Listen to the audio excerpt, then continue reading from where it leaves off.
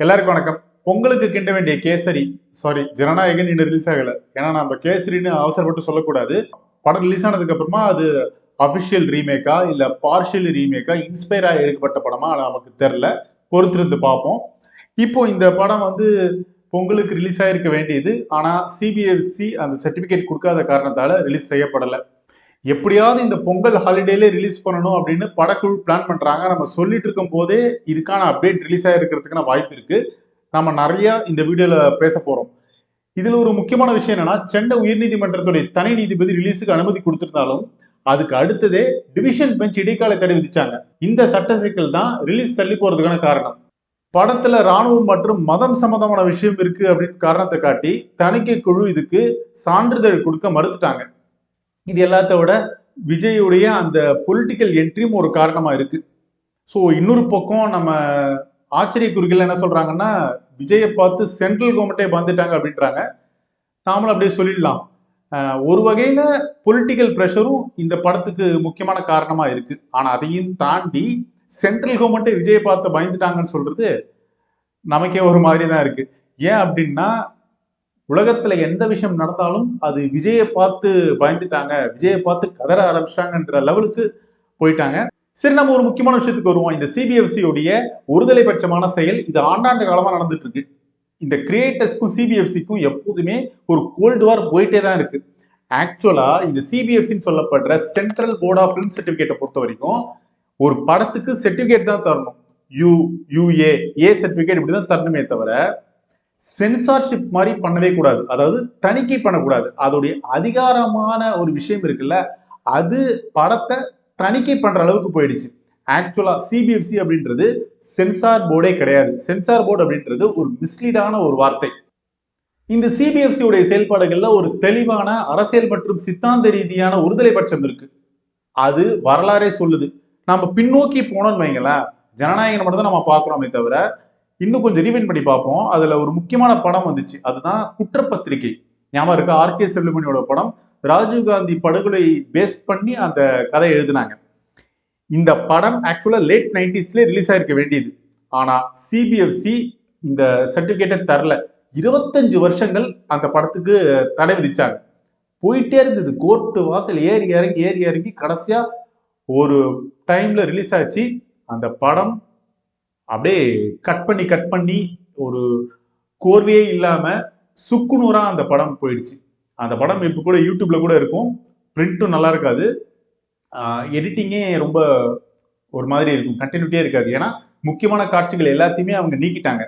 இப்போ குற்றப்பத்திரிக்கை ஒரு பெரிய உதாரணம். இது இல்லாம பல படங்கள் இந்த சிபிஎஃப்சியில சிக்கி தவிச்சுது. ஏன்னா மெட்ராஸ் படத்துக்கு கூட சில கட்ஸ்லாம் வந்தது. இந்த லிஸ்ட்ல lipstick under my burkha, Padmaavat, Vishwaroopam, Janaki versus state of Kerala, Phule மாதிரியான சில படங்கள்லாம் இந்த சிபிஎஃப்சி உடைய பாலிடிக்ஸ்ல சிக்கி தவிச்சுது. இப்ப நம்ம சொன்ன படங்கள் எல்லாமே சிஸ்டம் எதிர்த்து கேள்வி கேட்கிற மாதிரி தான் கதை அமைஞ்சிருக்கு. இந்த படங்களுக்கு எல்லாம் பயங்கர ஸ்ட்ரிக்டா இருப்பாங்க சிபிஎஃப்சி. ஆனா இந்த கேரளா ஸ்டோரி, காஷ்மீர் ஃபைல்ஸ், சாவர்கர் படங்களுக்கெல்லாம் ரொம்ப மெதுவா அப்படியே தட்டி தட்டி நீங்க நல்லா எடுக்கிறீங்கப்பா படம், நாங்களே உங்களுக்கு டாக்ஸ் ஃப்ரீலாம் தரோம் அப்படின்னு சொல்லி அப்படியே ஃப்ரீயா விட்டுருவாங்க. ஏன்னா இந்த மாதிரி படங்கள்லாம் ப்ரொபகண்டா மூவி. இன்னும் சொல்ல போனா இதெல்லாம் பாத்தீங்கன்னா இந்த அரசாங்கத்துக்கு ஆதரவா இருக்கிற படங்கள், ரொம்ப எக்ஸாக்சரேட்டடான சில கருத்துக்களை முன்வச்ச இந்த மாதிரி படங்கள்லாம் வரும்போது சிபிஎஃப்சி எதுவுமே சொல்லாது. ஆனா நாம அந்த சொன்ன படங்களுக்குலாம் மிகப்பெரிய அளவுல பயங்கரமா கண்டனம் தெரிவிப்பாங்க, ரொம்ப ஸ்ட்ரிக்டா இருப்பாங்க. ஆனா அதுல ஒரு ஆச்சரியமான விஷயங்க, இந்த ராஜமுருகனுடைய ஜோக்கர் ரிலீஸ் ஆச்சு இல்ல, குரு சோமசுந்தரம் கூட நடிச்சிருப்பாரு. அந்த படத்துக்கு எப்படி சர்டிபிகேட் கிடைச்சதுன்னே நமக்கு தெரியல. ஸோ அது வந்து சட்டையர் பண்ணி எடுக்கப்பட்ட படம். இந்த நாட்டுடைய பிரசிடென்ட் ரோலையே கிண்டல் பண்ற மாதிரியும் சிஸ்டத்தை எதிர்த்து கேள்வி கேட்கிற மாதிரியான ஒரு படம் தான். மேபி அந்த டைம்ல அந்த சிபிஎஃப்சி உறுப்பினர்கள் கொஞ்சம் நியாயமா நடந்துக்கிறான்னு தான் தோணுது. பல இடங்கள் அப்படி நடந்திருக்கு. ஆனா பெரும்பான்மையான இடங்கள் இந்த central board of film certificate இந்த கிரியேட்டர்ஸ்க்கு ஆப்போசிட் தான் இருக்காங்க. சரி, இதுல இன்னொரு முக்கியமான விஷயத்தை பத்தி நம்ம பேசி ஆகணும். இந்த ஜனநாயகன் இஷ்யூ அப்படின்றது தமிழ் சினிமாவோட இஷ்யூலாம் கிடையாது. அது அந்த படத்துக்கான இஷ்யூ. ரெண்டாவது, அது தமிழ்நாட்டோட இஷ்யூவும் கிடையாது. அது ஒரு படத்துக்கான இஷ்யூ, அவ்வளவுதான். இப்ப தாவேகா கட்சியை சேர்ந்தவங்களும் விஜய் ஃபேன்ஸ்லாம் என்ன சொல்றாங்கன்னா, இதுக்கு நம்ம கவர்மெண்ட் எதிர்த்து பொங்கி எழணும் அப்படின்றாங்க. எதுக்கெல்லாம் பொங்கி எழணும் அப்படின்னு நமக்கு விவசாயம் இல்லாம போயிடுச்சு.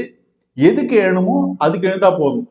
இந்த விஷயத்துல தாவேக்காவுடைய தலைமை நிர்வாகிகள் யாருமே சிபிஎஃப்சி எதிர்த்தோ பாஜகவை எதிர்த்தோ ஒரு இடத்துல கூட குரல் எழுப்பவே இல்லை அப்படின்றது தான் ஆச்சரியமான விஷயம். ஏன்னா அவங்க ஆச்சரியக்குறி.